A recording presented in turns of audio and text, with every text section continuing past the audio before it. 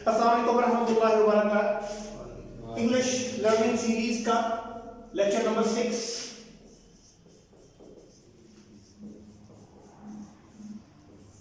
How to make interrogative sentences of simple present indefinite tense। और हम इसकी चंद examples जो है वो डिस्कस करेंगे। 3 एग्जांपल्स यहाँ मैंने सामने लिखी हुई हैं और 40-50 एग्जांपल्स हमने सिंपल सेंटेंसेस की थी। उन्हीं के अंदर छोटा सा चेंज है, उस चेंज को भी हम अंडरस्टैंड करेंगे और फिर 3-4 एग्जांपल्स में देखेंगे कि कैसे इंप्लीमेंट किया गया है। तो उसकी बुनियाद पे तमाम सेंटेंसेस को सिंपल से नेगेटिव जो कि हम ऑलरेडी कर चुके हैं और सिंपल से इंटरोगेटिव में कन्वर्ट कर सकते हैं। सबसे पहले अंडरस्टैंड करेंगे कि इसका स्ट्रक्चर क्या होगा। सिंपल सेंटेंस का स्ट्रक्चर क्या था? Subject, verb and object. लेकिन अगर इसको सवालिया फिक्रा में तब्दील करना है या इंटरोगेटिव में कन्वर्ट करना है तो हम डू या डज दोनों में से कोई एक सेंटेंस के स्टार्ट में लिखेंगे, बाकी सारे का सारा सेंटेंस वैसे का वैसे ही रहेगा। लेट्स अंडरस्टैंड कि डू किसके साथ आएगा और डज उस सादा फिक्रे के अंदर किस नाउन या प्रोनाउन के साथ यूज होगा। नंबर 1 पे हम डू देखते हैं। आई, वी, यू, दे, ये ऐसे प्रोनाउन हैं जिनके साथ do as a helping verb use होगा और फिक्रे के स्टार्ट में यूज करेंगे।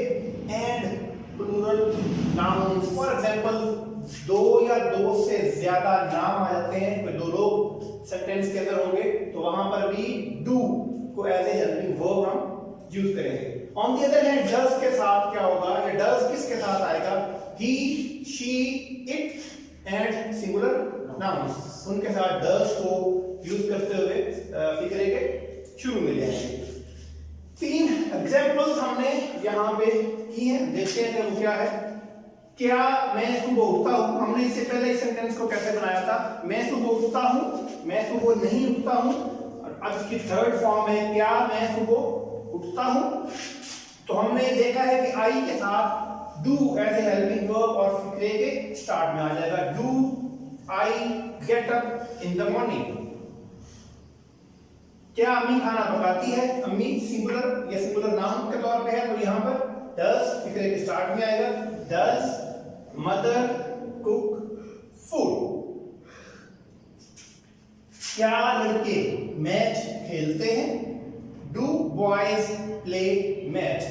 तमाम सेंटेंसेस के लिए एक चीज हमें ख्याल रखनी है कि जब सेंटेंस एंड हो उसके एंड पे अगर वो सादा फिक्रा या नेगेटिव फिक्रा है तो फुल स्टॉप, और अगर वो इंटरोगेटिव सेंटेंस है, सवालिया फिक्रा है, तो उसके आखिर में क्वेश्चन मार्क लाजमी यूज किया जाएगा।